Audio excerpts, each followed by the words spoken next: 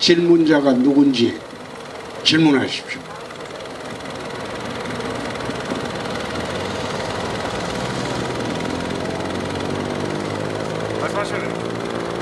네, 질문 드리겠습니다. 2005년 노무현 정부 때 그 공직선거법을 개정해서 외국인들에게 투표권을 주기 시작했습니다. 그리고 현재 한 15년쯤이 흘렀는데 재외국민. 예, 아니요 재외국민 말고 외국인 지방선거 투표권. 예. 근데 현재 우리나라 출산율은 바닥을 찍고 있고 외국인 투표권자는 늘어나고 있지 않습니까? 그렇죠. 예, 그래서 그리고 여기서 외국인이라고 말은 하지만은 실상은 그 절대 다수가 중국인들이죠.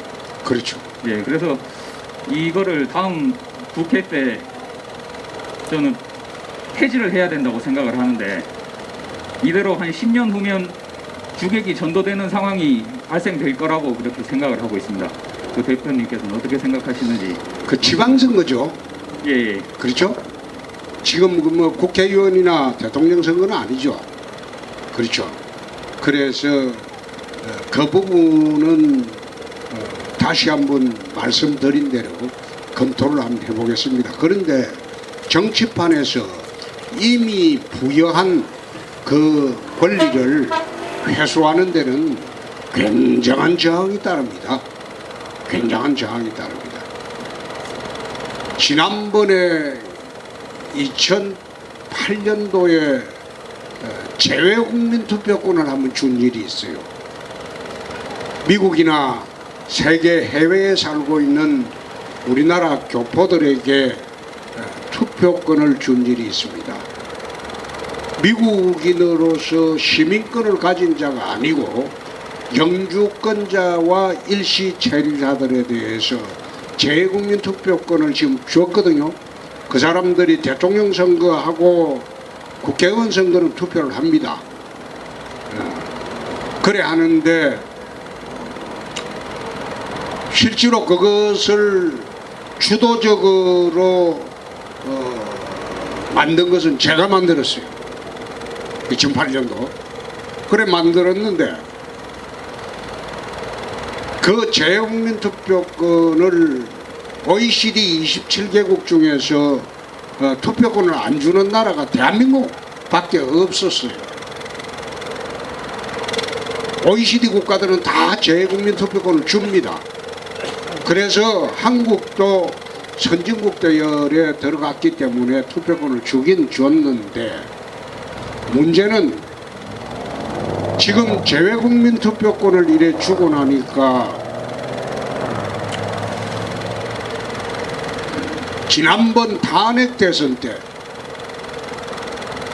LA 라디오 코리아에서 여론조사를 해보니까 홍준표 지지율이 거의 70%에 가까웠어요. 거의 70%에. 그런데 정작 투표기에 보니까 문재인 후보의 거의 절반도 안 나왔어. 그러면 왜 그런 현상이 일어났느냐.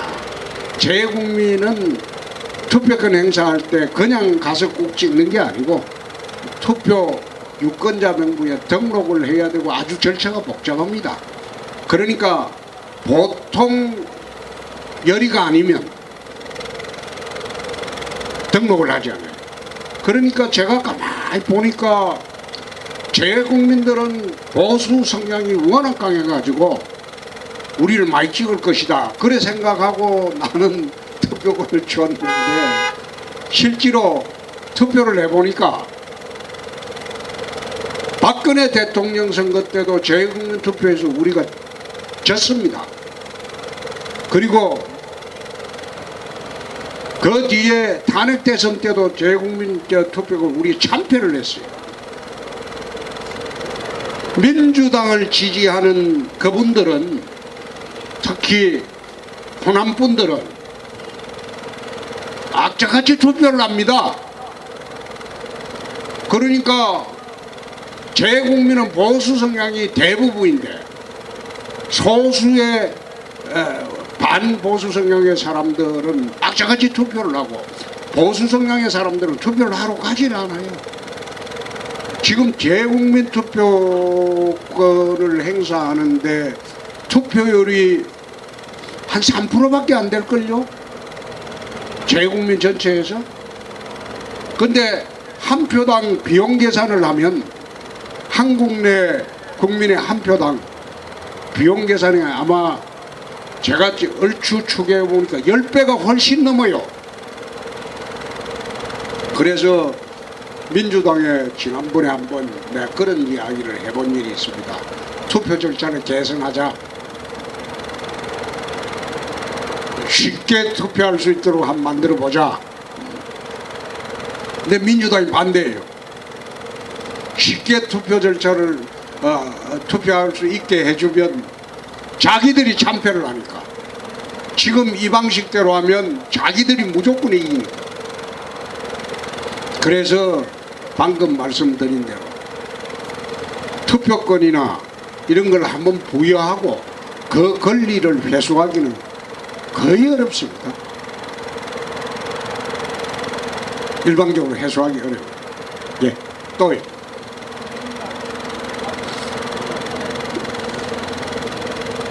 아유, 저분은 아주 예리한 질문을 하고 가시네.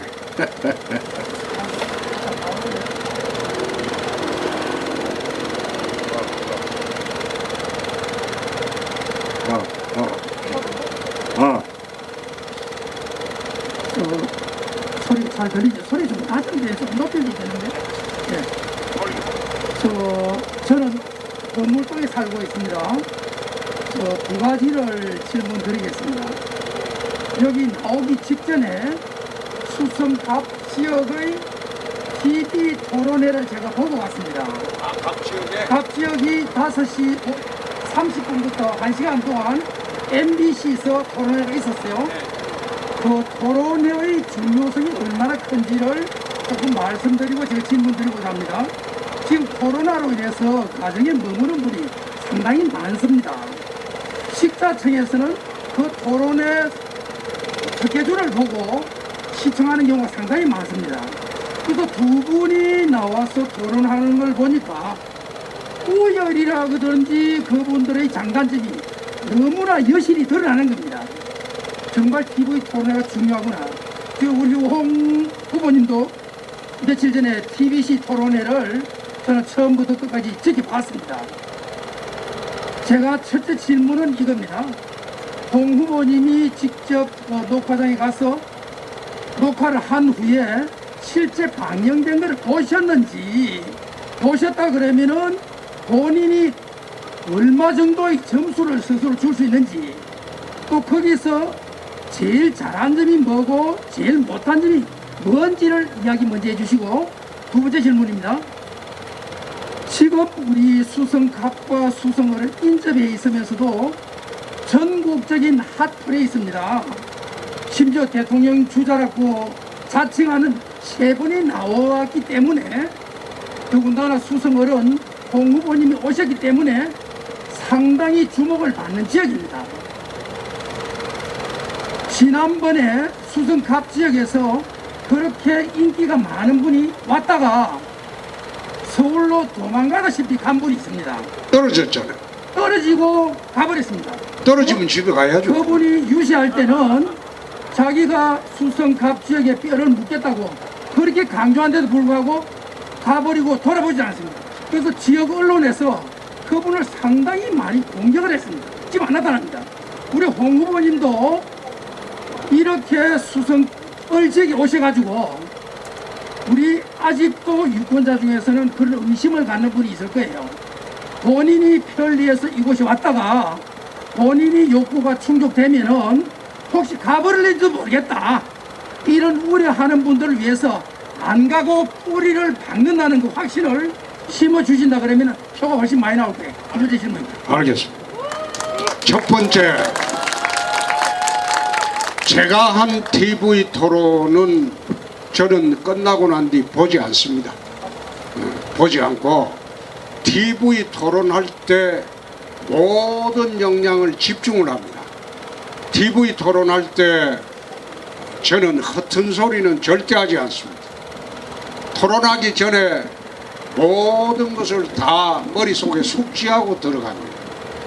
그리고 1시간 그 녹화 아닙니다.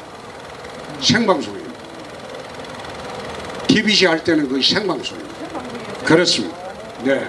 그래서 그때뿐만 아니라 대선 토론회 할 때도 토론 당시에 모든 역량을 집중하고 그 뒤에는 잊어버립니다. 생각 안 합니다. 그 다음을 생각해야지. 그리고 두 번째,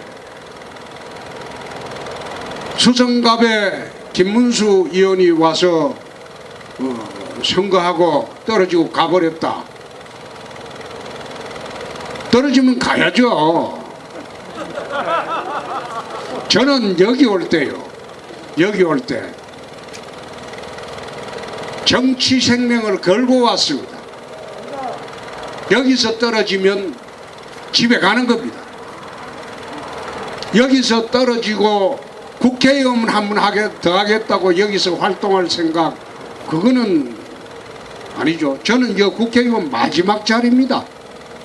마지막 자리고, 여기 올 때는 대선의 발판을 마련하기 위해서 왔습니다. 수성을을 발판으로 해서, 대구 전체를 발판으로 해서 대선에 나가려고 온 것이지, 저 국회의원 4번이나 했습니다. 당대표도 2번 했습니다. 대통령 후보도 했습니다. 국회의원 한 번 더 하려고 여기 온 것은 아니다. 단지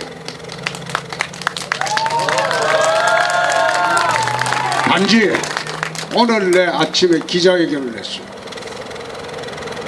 공보문에, 여러분의 가정에 간 공보문을 자세히 보면 수성을에 한 약속이 있습니다. 그 약속은 2년 내에 지킨다. 그럼 의뢰 약속하고는 끝난 겁니다. 그 다음에 대선 나간다. 요즘 어떤 후보는 동네 돌아다니면서 홍준표 되면 2년 후에 보궐선거한다 이렇게 떠들고 다닌다면서요? 그런데 내가 그것도 이야기 듣고 참 그 후보 참 고맙다. 왜 그런가? 국회의원은 대선 나갈 때 사퇴를 하지 않습니다. 당선되면 사퇴합니다.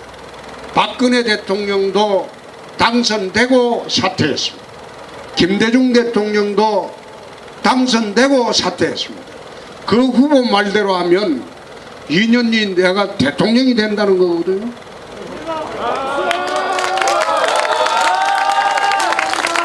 수성을에 국회의원 한 번 더 하는 것보다 수성을에서 대통령이 되면 약속한 그 수성을뿐만 아니라 아마 공보물에 제가 수성을에 약속한 사항이 있고 대구시에 약속한 사항이 있습니다. 대구를 어떻게 바꿀 것이냐, 그 다음에 대한민국을 어떻게 바꿀 것이냐, 3가지 약속을 했습니다. 국회의원으로서 할 수 있는 것은 수성을입니다.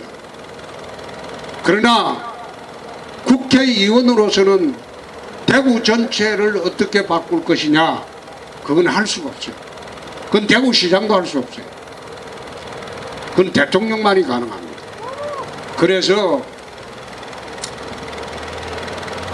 수성을에 뼈를 묻겠다. 그것은 이번에 당선시켜주고 그 다음에 대통령 시켜주면 끝나고 내 수성관광호텔 밑에 내 집 짓고 살게. 제가 돌아다니 보니까 파동이 참 좋습니다. 파동 쪽에. 그게 산밑이라서 범물동도 가보니까 잘하면 거기도 잘 개발하면 범어동 같이 될 수 있겠다. 지산동도 가보니까 잘 개발하면 그 범어동 같이 개발할 수 있겠다. 실제로 제가 잠실에서 96년도 41살 때 국회의원 처음 했을 때 잠실 대단지를 개발을 한 일이 있습니다. 그게 24,000세대입니다. 아마 지산법묘 합치면 한 3만 세대 될 거예요. 그런 대단지를 그 당시에 13평, 7평 반 연탄 아파트를 재건축을 해가지고 지금은 강남보다 훨씬 좋습니다. 대단지를 개발해 본 일이 있습니다. 동대문 가서 국회의원 하면서 동대문 전농동, 답심리, 장안동 일대를 강남처럼 깔끔하게 개발한 일이 있습니다. 내가 자신을 하건데 국회의원 중에서 정치하는 사람 중에서 홍준표가 법률, 이론, 실무, 도시 재개발 재건축에 한해서는 제가 박사입니다. 그리고 또 하나 덧붙여 말씀드리면 제가 아마 한국 지금 명예박사를 이래 쭉 봤는데 제가 명예부동산학 박사입니다. 내 명예법학 박사도 있는데 제가 명예부동산학 박사입니다. 그 영산대학에서 내 명예부동산학 박사를 받았어요. 부동산 전문가라고. 그래서 제가 그만두면 공인중개사에도 내 먹고 살 수 있습니다. 그러니까 어르신 뼈를 묻을 수 있게 이번부터 좀 도와주십시오.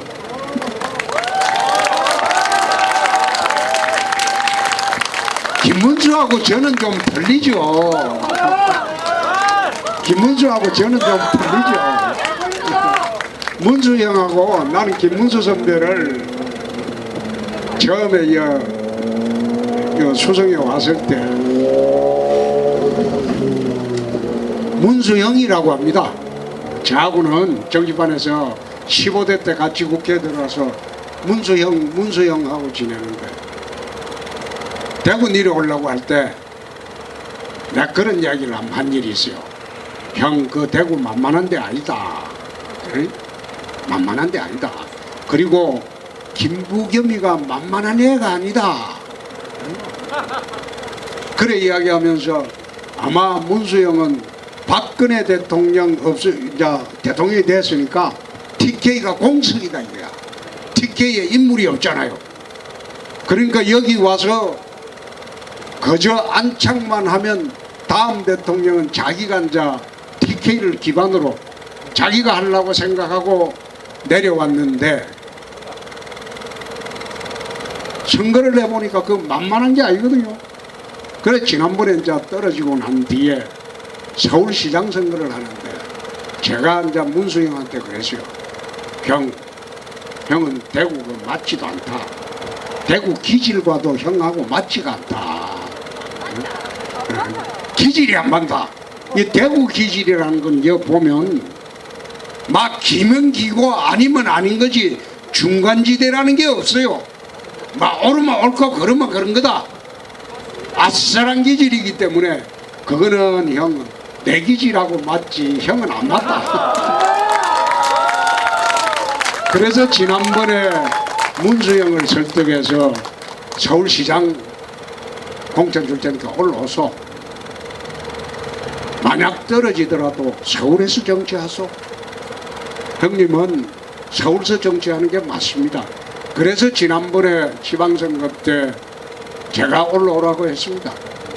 모시고 올라가서 서울시장 공천 주고 그래도 안철수 아니 이겼습니까? 떨어지긴 했지만. 자, 또요. 아니 그게 아니고 중간에 이쪽에서 가까이 가면 발전기 소리 때문에 웅웅 걸려서 유튜브가 잘 안 나와요. 얼굴이야 막 검이 나오든 시커이 나오든 상관없어요. 고맙습니다.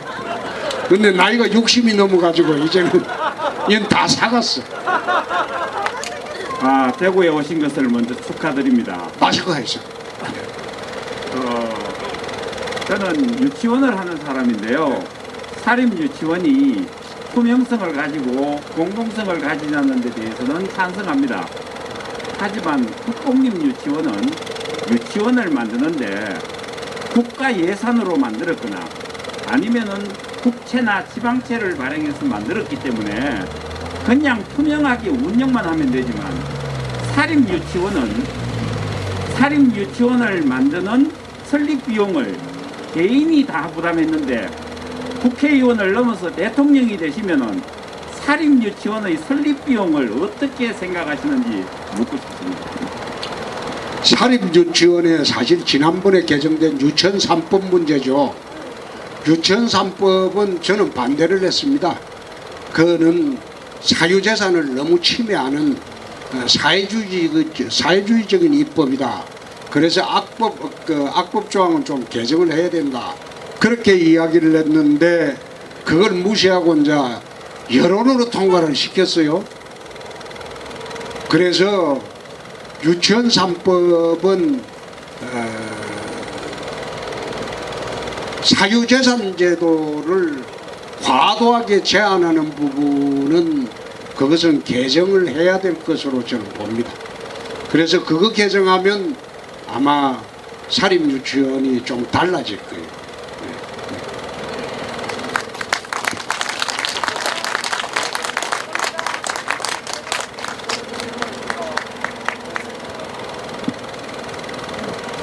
저는 뭐 갑자기 지나가다가 저 후보님께서 지금 뭐 버스킹 하신다 그래서 간단하게 질문드리겠습니다. 저는 여기 지산동에 살고 있습니다. 지산동? 예, 지산동.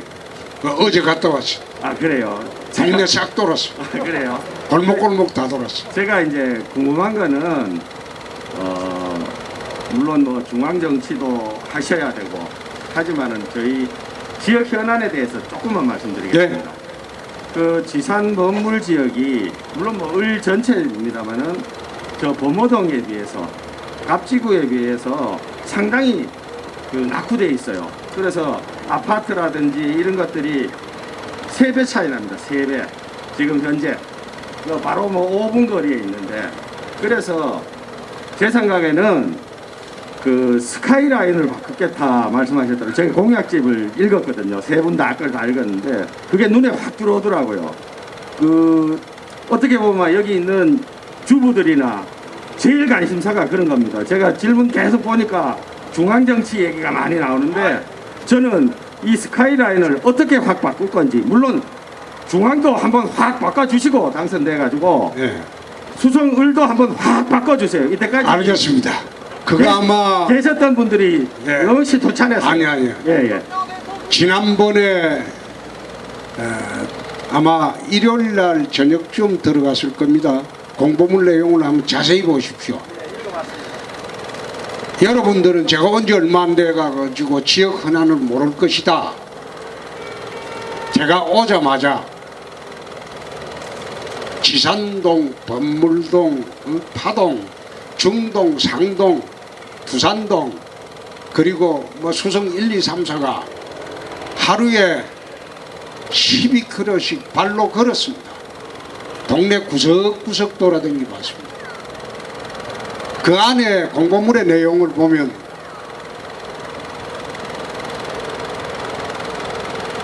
지산 범물지구의 아파트 가격이 범어동 아파트 가격의 3분의 1밖에 안 된다고 쓰였죠. 그건 제가 쓴 겁니다. 공보물 그 만들 때는 누구 시키지 않습니다. 제가 직접 합니다. 같은 구에 있으면서 원래 이게 수성을이 원조 수성입니다. 그렇죠? 원조 수성인데 갑구가 신도시죠. 그 비해서 너무 낙후가 되어 있어 가지고 같은 구에 살면서 격차가 너무 나죠. 신경질 나지. 성도 나고. 그래서 투기 과열지구로 묶이는 것도 그렇습니다. 갑 때문에 묶인 거거든요. 원래 투기 과열지구를 할 때는 기초자치단체별로 하기 때문에 수성구에서 얼마 뺄 수가 없어요. 그리고 투기 과열지역으로 묶이면 재건축도 상당히 어려워집니다. 왜 그러냐면 재건축 과정에서 자기 조합원의 지위를 팔고 떠날 사람이 있는데 그게 금지가 돼요. 응? 그래서 재개발 재건축하기 굉장히 어려워집니다. 이런 문제가 있기 때문에 우선 그거부터 정리를 하고 그 다음에 도시의 스카이라인을 바꾸려면 청고 제한을 풀어야 됩니다. 높이 제한을. 그리고 재개발 재건축을 제대로 하려면 용적률을 높여야 됩니다. 용적률 높이는 것만이 또 문제가 아니고 주거지역하고 상업지역을 좀 확보를 해야 됩니다. 상업지역을 확보를 하게 되면 도시계획을 새로 하면서 거기에 용적률은 1000%가 됩니다. 300%가 아니고. 서울에 가보면 도곡동에 삼성 타워 팰리스 그게 45층으로 올라가 있죠. 그 용적률이 1000%입니다. 근데 그게 대한민국의 제일 비싼 아파트잖아요. 근데 그게 상업지역이에요. 그래서 지산건물지역에도 상업지역 지정을 하고 그 중심으로 대형 빌딩이 들어오고 주상복합 빌딩이 들어오고 건물지구에 못지않는 그런 식의 개발을 해야 옳지 않느냐. 그래서 도시계획 다시 하려고 합니다.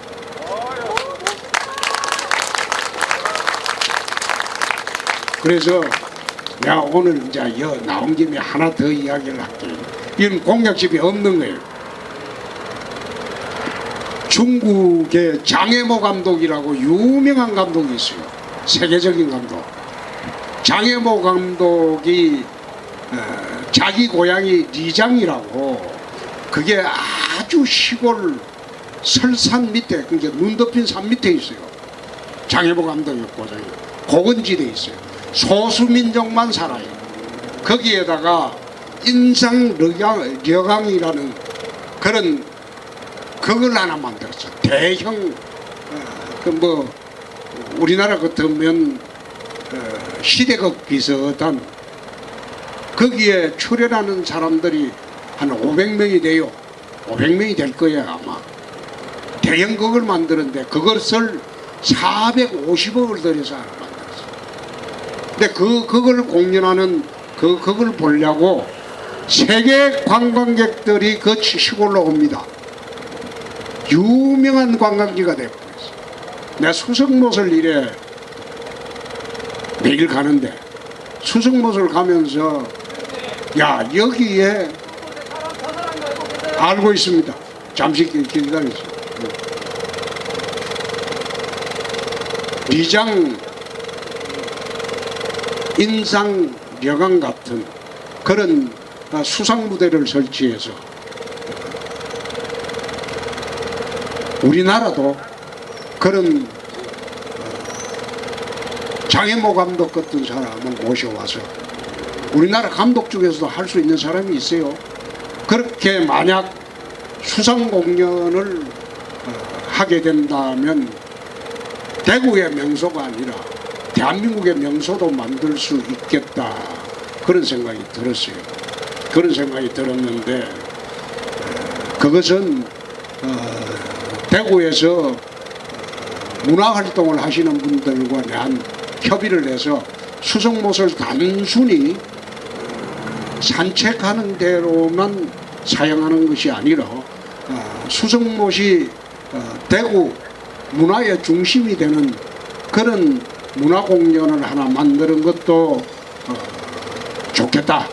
그런 생각을 한 일이 있습니다.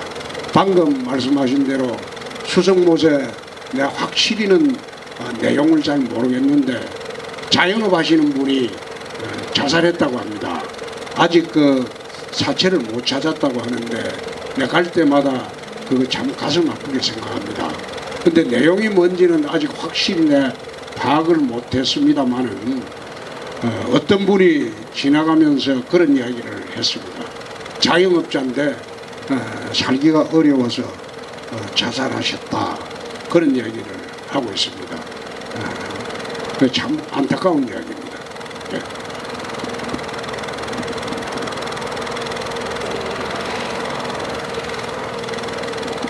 안녕하세요. 페이스북 라이브 방송을 진행하고 있는 장희숙입니다. 여기 지금 전국에서 이 프로를 보고 계시는 우리 페이스북 친구님들께서 전달해달라는 말씀이 있어서요. 목소리 좀 크게 해주세요. 이진훈 수성구청장님, 정은 수성구청장님께도 너무 감사하다는 말씀 전달해달라고 하고요. 우리 홍준표 대표님 잘 부탁드린다고 인사드렸습니다.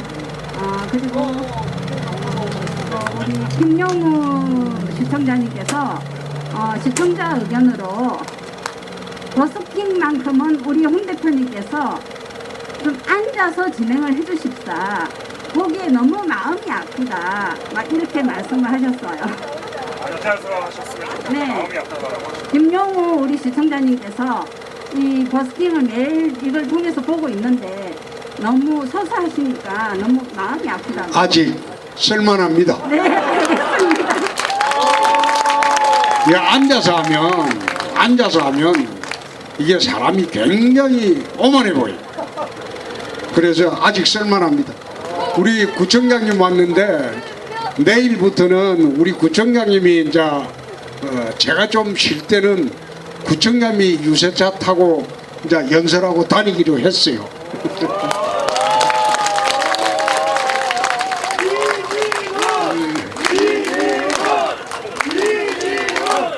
우리 구청장님은 지금 저하고 신세가 비슷하게 됐거든요.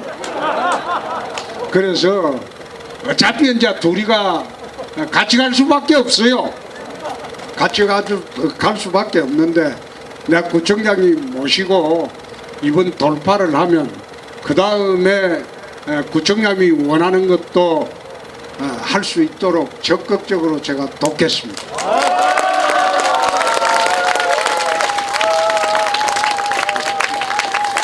내일부터 이제 차 타고 이제 대신 하소. 자, 또.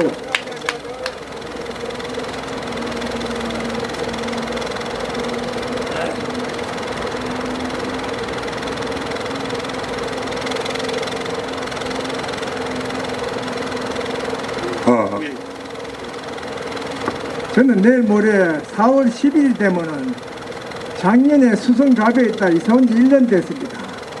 지금 지산동 살고 있습니다. 그런데 저는 두 가지를 말씀드리고 싶습니다. 그 국회의원이 되시게들라 그 당헌 법을 좀 바꿨으면 싶습니다. 왜냐하면은 우리 이승은 청장님 저 한 달 전까지만 해도 저하고 같이 저 방위협의회 고문입니다. 검은산동에 같이 이렇게 수송을 위해서 서로 대화를 하다가 요번에 당첨만 안 됐으면 충분히 국회의원 되실 분입니다. 그런데 그 공천하는 과정에서 완전히 망치를 만들었습니다. 그래서 이번에 국회에 가시거들라 이 상향식 공천을 해야지 하향식 공천을 하면 안 됩니다. 주민들이 이사를 반영 안 하고 자기들 마음대로 공천해가 되겠습니까? 그런데 그 덕에 제가 대구로 왔습니다. 예. 그리고 우리 구청장님도 예. 연세가 이제 저하고 비슷해갖고 나이가 60이 넘었어요. 60 넘어서 조선의원 해본들 그 아무런 의미 없어요. 그래서 딴 걸 해야지. 나중에 대통령이 되시게들라 우리 이승은 청장님 잊지 말아 주시길 바랍니다. 아, 잊지 마는 게 아니라 나하고 같이 갈 수밖에 없어요. 네, 그리고 예. 또 한 가지 드리고 싶은 거는 이 국회의원이 되고 나면은 한 4년 동안 한 2번씩은 보기 힘들어요. 그리고 무슨 빌공짜 공천이 그렇게 많이 되고 나면은 심합니다. 뭐 솔직히 뭐 되고 나면 끝납니다. 그런데 그런데 우리 예. 홍준표 대표님께서는 절대 거짓말 안 한다. 거짓말 되고 안 나면 반드시 공천을 약속할 것이다 하는 걸 저희들은 믿습니다. 예. 예, 꼭 그렇게 해주시길 예. 바랍니다. 그런데 우리 그 선거 제도가 지방의원 제도가 있어요. 구의원이 있고 시의원이 있죠. 구청장이 있고 시장이 있고 그리고 국회의원이 있습니다. 국회의원은 나라 일 보는 사람입니다. 시의원, 구의원은 동네 일 보는 사람입니다. 시의원, 구의원이 할 수 없는 일을 국회의원이 이제 도와주는 거예요. 옛날에 시의원, 구의원 없을 때는 국회의원이 동네 일도 다 했어요. 근데 지금 있기 때문에 동네 일은 시의원, 구의원이 하는 겁니다. 고맙습니다. 그런데 국회의원은 나라 일 하는 사람. 나는 국회의원이 동네 돌아다니면서 건달처럼 돌아다니면 그거 진짜 나쁜 놈이야. 그럼 국회의원 시키면 안 돼요. 그 시간에 진짜 사무실에 앉아가지고 연구하고 내 동네를 어떻게 시의원, 구의원들이 못하는 일을 내가 어떻게 바꾸고 그래 나라에서 어떻게 나라 살림을 걱정하고 해야지. 나는 국회의원이 돼가지고 방금 말씀드린 얼굴도 볼 수 없다. 그 말 맞습니다. 얼굴이 안 보여야지 제대로 하는 국회의원인데 제대로 하는 국회의원이 얼굴도 안 보이고 나라든 일도 안 하고 눈치만 보고 저녁에 술이나 한잔 얻어먹으려고 돌아다니고 그리고 해외여행 기회에 있으면 뽀로로 갔다 오고 그래 하니까 욕을 얻어먹죠. 그러니까 제가 만약 이제 국회의원이 되면 이제 나라 일로 바쁘겠지만은 한 달에 한 번 정도는 이런 버스킹 행사를 꼭 하겠습니다. 그리고 동네 안 돌아다니더라도 야단치지 마시고 한 달에 한 번 정도는 꼭 주말이나 토요일이나 일요일이나 특정해서 이런 식으로 자유스럽게 버스킹 행사를 이걸 이제 저도 이게 우리 참모가 가르쳐 줘서 알았는데 원래 제가 아이디어를 냈는데 참모가 가르쳐 줬어요. 그래서 버스킹 행사라고 한답니다. 예, 버스킹. 그래서 이 행사를 여러분들에게 한 달에 한 번은 꼭 할 것을 약속드립니다.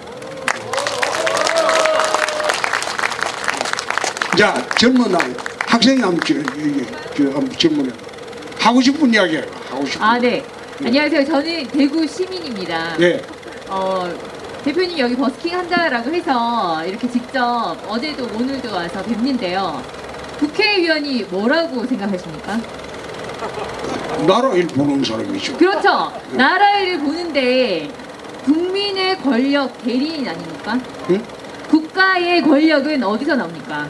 국민한테 나오죠. 그렇죠. 국민의 그 권력 대리인이 누굽니까? 국회의원이죠. 예. 그렇게 생각합니다. 그래서 이번에 코로나 사태 때문에 대구는 피눈물을 흘리고 있습니다. 지금 이렇게 해서 다 웃고 계시지만 2월 달부터 해서 여기 수성구에 지산법물 학원 다 많습니다. 교육도시. 네. 2월 20일부터 다 문 닫고 쉬고 있습니다. 그리고 또 뭐 안 좋은 안타까운 소식도 있었는데 대구 분들이 그렇습니다. 가만히 있으면 지나간다, 해결된다, 이렇게 해서 있어 보거라, 이렇게 해서 아픈 목소리를 못 내고 있습니다. 그러면은 대표님께서 국회의원 되시면 그 대구의 눈물을 어떻게 닦아주실 겁니까? 자, 코로나 대책에 대해서 지금 학원만 쉬고 있는 게 아니고 성서공단이 스톱됐어요. 자영업자들이 다 어려워졌어요. 중소기업이 어려워졌어요. 대기업이 잘 돌아가지 않아요. 여행업체는 거의 다 망했어요. 그러면 대한민국뿐만 아니라 경제 기반이 다 무너졌습니다. 경제 기반이. 대한민국 전체, 특히 대구가 더해요. 그런데 저는 상당히 유감스러운 게 정부에서 하는 조치가 100만 원 준다. 100만 원만 주면 매달 주면 좋겠죠. 매달 줍니까? 안 주죠. 한 번 주고 끝이죠. 또 어젠가 오늘인가 우리 야당 대표는 또 50만 원씩 전 국민한테 주자고 하더라고. 내가 그걸 쳐다보면서 참 답답한 사람들이다. 응?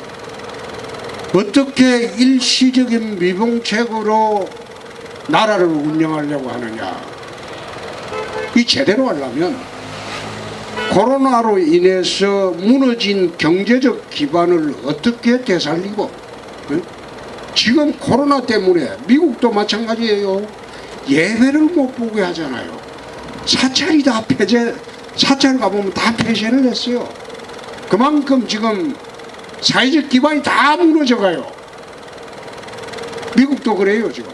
그러면 이런 사태를 가장 먼저 해결하려면 우선 제일 먼저 백신이 빨리 개발이 돼야 되겠죠. 그럼 그만 내고 뭐 그래 할 수 있는데 아직 백신 개발되려면 시간이 좀 필요할 거고. 그러면 그 사이에 무너진 사회적 기반을 어떻게 일으켜 세울 것인가. 정부가 예산을 쏟아부을 곳은 그런 곳이라고 나는 봅니다. 응?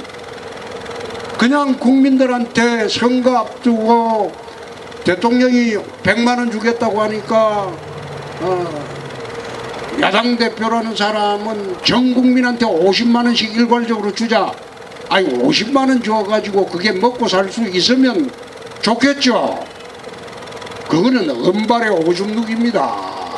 그래서 근본적으로 경제적인 기반을 되살리는 그 정책을 쓰고 그 작업을 해야 되는데 그거는 지금 할 생각을 안 하죠. 생각이 없으니까 당장 선거가 급하니까 100만 원 줘가지고 몇 표 행이라도 해서 이번 선거라도 이기고 보자. 다 그런 생각 아닙니까? 그래서 그거는 나는 대통령이나 야당 대표나 그건 자격 없다. 그렇게 하는 거예요. 무너진 경제적 기반을 어떻게 살리고 이걸 어떻게 되살려가지고 코로나 이후에 우리 국민들을 이렇게 세울 것인가. 그 정책을 세울 생각은 안 하고 그냥 돈비폰 주고 땡 처리하고 그 다음에 선거 끝나면 또 어떻게 할 거예요? 나는 그거 반대입니다. 지금 국가재정이요. 국가재정이에요. 문재인 대통령 들어와서 국가재정이 거들나고 있습니다. 이 거들납니다. 이 거들나고 있는데 내가 베네수엘라 예를 자주 듭니다.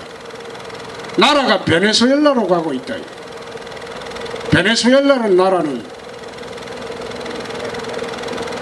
좌파 차베스 대통령하고 마두로 대통령, 이 좌파 대통령이 20년을 집권을 하고 있어요. 근데 20년 집권을 하면서 나라의 국민의 상류층의 10%는 전부 캐나다하고 플로리다로 이민 나가버렸어요. 짐 싸들고 재산 다 팔아가지고. 그럼 나머지 90%는 어떻게 살고 있냐? 베네수엘라가 미스 유니버스가 가장 많이 나온 나라입니다. 여성들이 미녀입니다. 근데 그 여성들이 어디로 가냐? 이웃나라 콜롬비아로 가서 매춘 행위로 생계를 유지하고 있어요. 거기 직장이 없습니다. 베네수엘라는. 왜 그래 됐냐? 석유가 결론당 뭐 1000불인가 100불 할 때 돈을 베네수엘라 그게 산유국이 사우디에 맞먹는 산유국입니다. 거기에서 돈을 엄청나게 벌어가지고 국민들한테 그냥 준 거예요. 그냥 그 돈을 산업에 투자하고 제조업에 투자하고 나라 건설하는 데는 안 쓰고 그냥 공짜로 준 거예요. 그 국민들이 일할 필요가 없어요. 나눠주니까. 근데 그게 석유가가 30달러로 폭락을 하니까 나눠줄 돈이 없어졌어. 그 국민들이 어떻게 사냐? 지금은 식료품하고 휘발유를 예고 카드라고 줍니다. 못 사는 사람들한테. 그거 주면 그거 가지고 최저 생계비만 입에 풀칠하고 먹고 살 수 있는 것만 해주고 또 그것도 안 해주면 다 굶어 죽으니까 선거하면 그 정권을 찍어줄 수밖에 없어요. 나는 문정권이 들어와서 3년 동안 한 이 경제적 파탄을 안 보십시오. 자영업 망했죠? 중소기업 망해가죠? 대기업 투자 안 하죠? 나라는 지금 깔아앉고 있어. 깔아앉고 있는데 나는 문재인 지지율이 52%라고 하면 나참 어떤 국민이 지지를 하는지 나 이해가 안 돼요. 네, 이해가 안 돼요.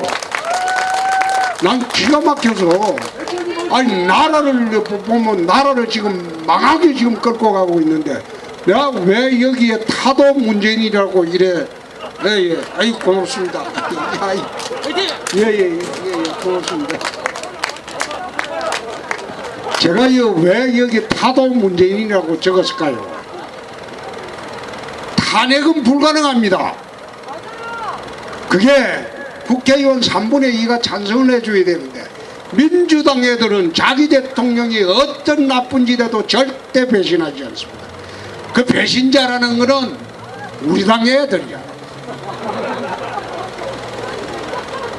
내 경남지사 할 때 전화 와가지고 국회의원들이 후배들이 전화 와가지고 탄핵 어떻게 할까요? 그래. 절대 하면 안 된다. 대통령 임기를 채워줘야 된다. 탄핵할 만한 사유가 없다. 탄핵하지 마라. 안 돼. 그 이놈들이 많이 60몇 명이 배신을 해갖고 탄핵을 하고 또 구속을 하고. 우리 당은 그래. 이게 보수다. 보수진에게 제가 이 당에 25년 있었는데 우리 당 애들은 별로 어리가 없어요. 어리가 없어요. 근데 민주당 애들은요 똘똘 뭉쳐서 절대 이탈하지 않습니다. 그러니까 탄핵은 불가능하다 이 말이에요. 그러면 탄핵이 불가능하면 이거 계속 놔두면 나라가 망할 판인데 어떻게 해야 되냐? 타도를 하자 이 말이에요. 네. 나라를 바로 세우려면 문재인 정권이 모든 경제 정책에서 좌파 정책을 우선 포기를 해야 됩니다. 자유시장 경제 정책으로 돌아가야 되고 또 친북을 파기를 해야 돼요. 한미일 자유주의 동맹을 복원하고 북중러 사회주의 동맹하고는 대립각을 이룰 수밖에 없는 것이 대한민국의 현실입니다. 나는 북한하고 대화하지 말자는 거 아니에요. 대화를 하려면 넘보지 못하게 힘이 있어야 된다. 아니 저놈들은 맨날 미사일 쏘고 핵 개발하고 다 했는데 우리나라가 지금 핵이 있습니까? 핵이라는 그 물질은 군사학적으로 비대칭 무기라고 합니다. 비대칭 무기라는 게 뭐냐? 상대가 안 되는 무기라는 거예요. 핵이 있는 나라하고 핵이 없는 나라는 아예 전쟁 자체가 되지 않습니다. 시작하면 일거에 끝나버립니다. 그래서 제가 문재인 정권이 있을 때 핵 균형을 이루자. 미국의 전술핵을 들여오자. 안 되면 우리가 핵 개발하자. 우리나라는 1년만 하면 핵을 500기 이상 개발할 수 있어요. 북한에 20기, 30기 있다 개수로 하는데 우리나라는 1년만 하면 500개 이상 개발할 수 있어요. 기술이 우리나라는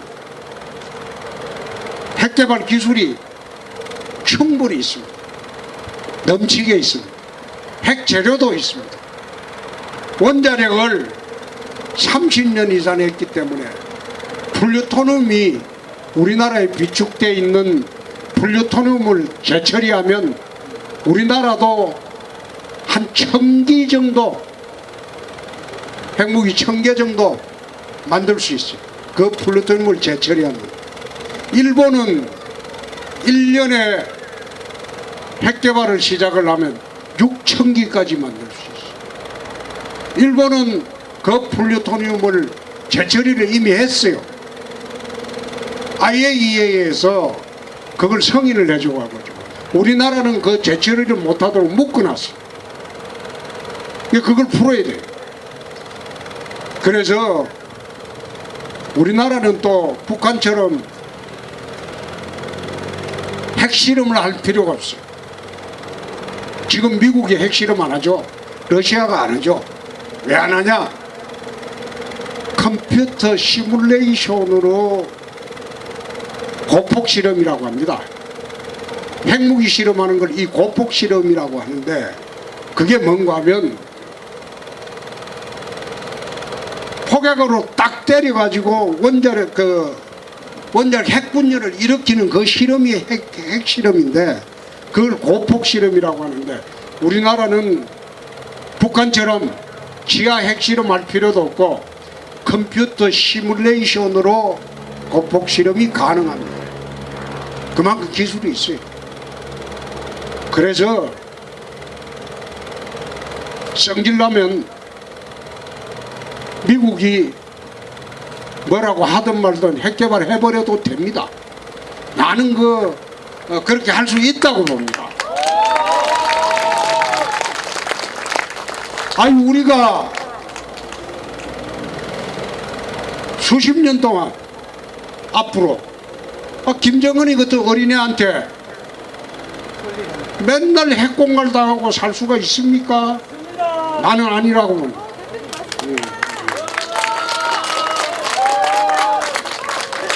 가만히 있어봐. 말을 하다 보면 이상한 방향으로 가버렸다.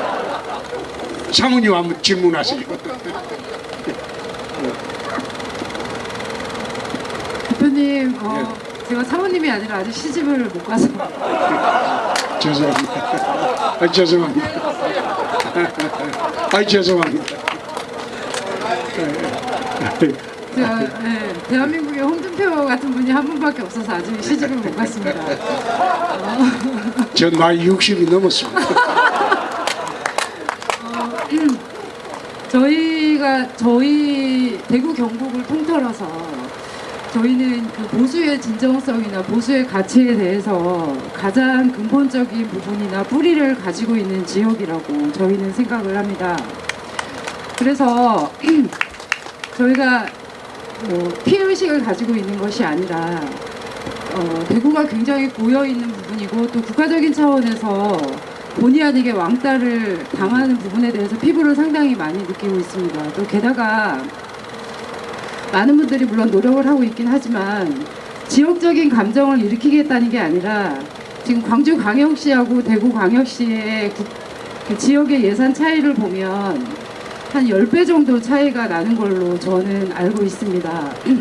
그런 차원에서 대구 시민들이, 또 경상북도 대구 시민들이 상당히 고충을 겪고 있지만, 그럼에도 불구하고 저희는 대한민국을 위해서 보수의 가치에 대해서는 단 한 번도 자존심을 버린 적이 없다고 생각합니다.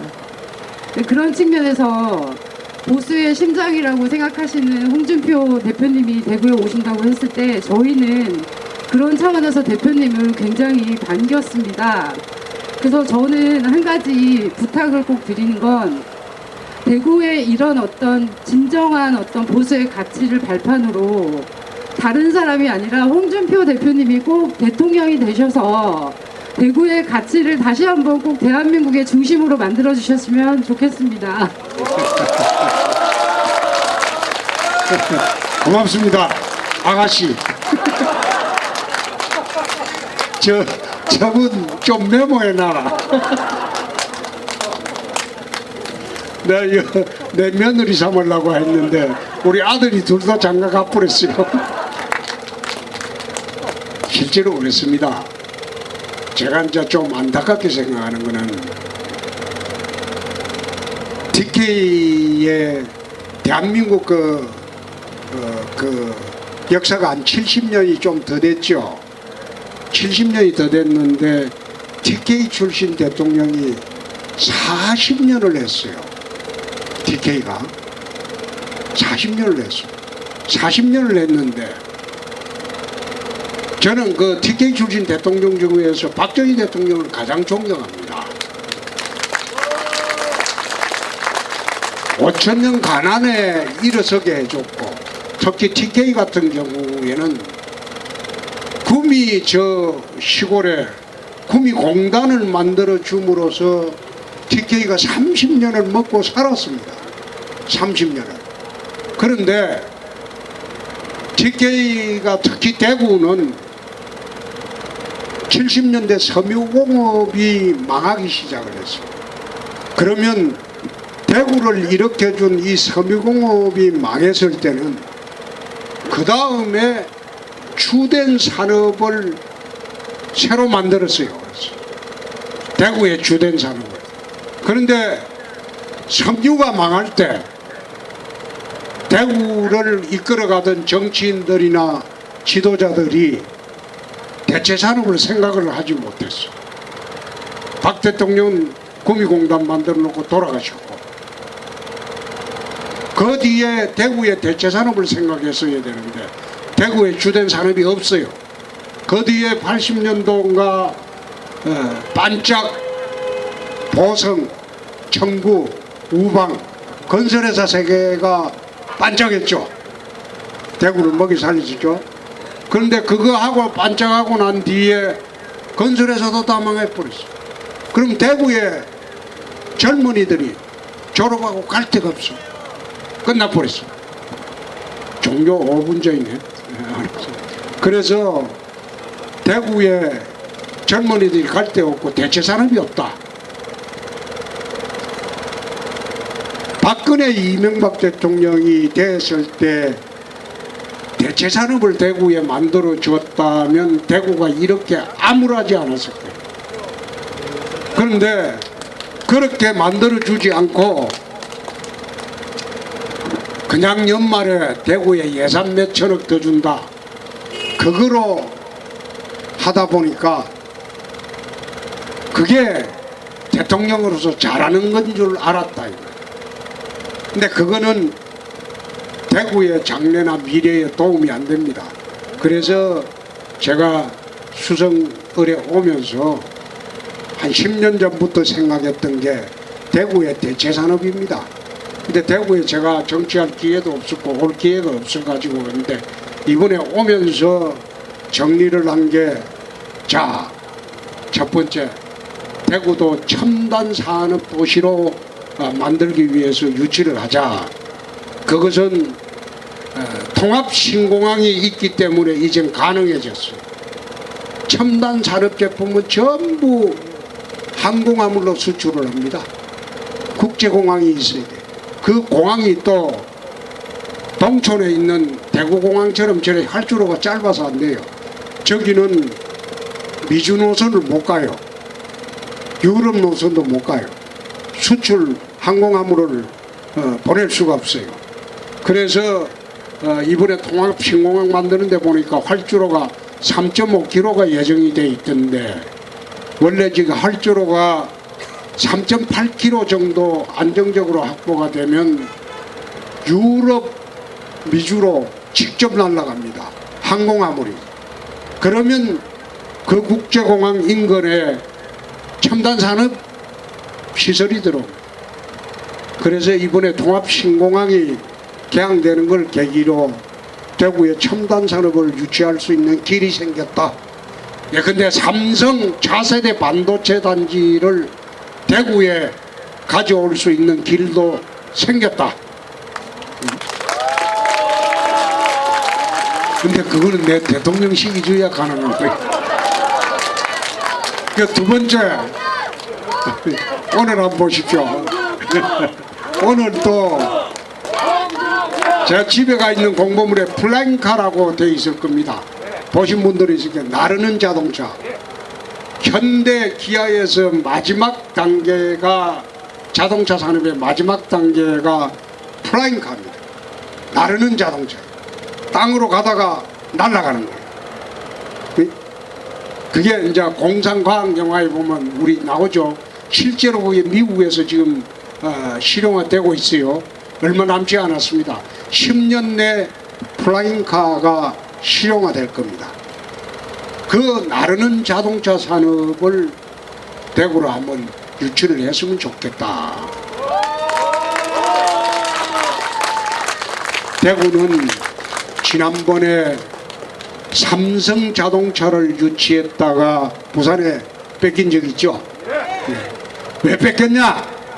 내륙 도시이기 때문에 자동차를 만들어도 이것을 한국까지 운반을 하려면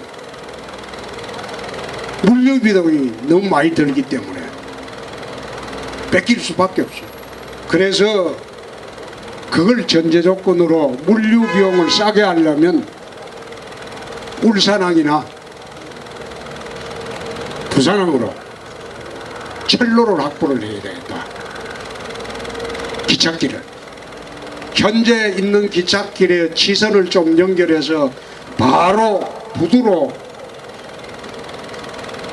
기차가 갈 수 있는 그런 길만 확보되면 대구도 내륙 도시이긴 하지만은 플라잉카 산업을 유치할 수 있겠다. 그런 생각으로 내 공보물에 써갖고 보냈는데 보신 분이 공보물 요즘 안 본다고 하더라고. 그거 들어오면 전부 쓰레기통에 다 버린다고 하더라고.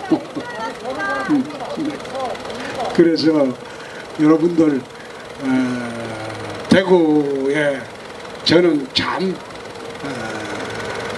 요즘 즐겁고 행복하고 나중에 떨어질 때 떨어지더라도 좋습니다. 좋고 여기에 젊은 우리 친구들은 그 4월 10일, 11일에 그 사전투표를 하세요. 사전투표를 하고 그 다음에 15일 날은 놀러 가세요. 꼭 사전투표하고. 그리고 저는 사전투표는 하러 안 가려고 합니다. 그 시간에 선거운동을 해야 되니까. 그래서 하여튼 대구 와서 참 여러분들이 이래 뵙는 것도 저는 참 즐겁고 좋습니다. 좋고 좀 이게 이제 4월 14일 밤까지 할 겁니다. 내일 밤에는 좀 더 많이 오셨으면 좋겠고 또 사람들이 좀 더 많은 모여가지고 자유스럽게 무엇이라도 한번 물어봐 주시면 제가 아는 대로 지금까지는 정문적답을 하는데 별로 어려움이 없었는데 이제 사람 골리려고 이상한 거 뭐 갖고 오는 사람들이 앞으로 있을 거예요. 잘하겠습니다.